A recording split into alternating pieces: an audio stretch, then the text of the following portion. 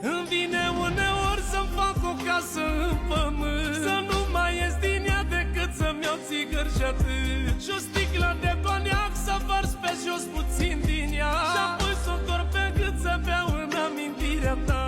Degeaba am palat, mai bine dorm într-un hotel, că nebunesc de dor că nu te văd când intru în el. Mai bine aveam borde și un pat de fier mai ruginit, oricum în lipsa ta nu mă mai bucură nimic. Accept și nu mi-e teamă, teamă, teamă dacă mor, mi-e teamă să trăiesc și să privesc spre viitor. Stau pe pământ că nu vrea, Doamne, Doamne, să mă ia, dar nu mai valorez nimic fără iubirea ta.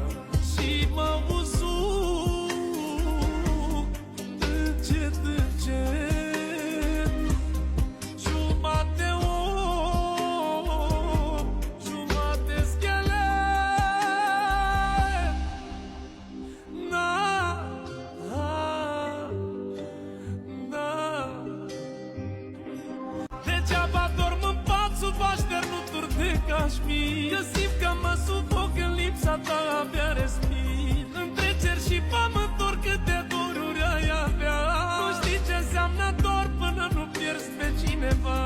Nivel cu nivel și zi după zi, cenușă le-aș face, le-aș sparge, le-aș vinde la preț de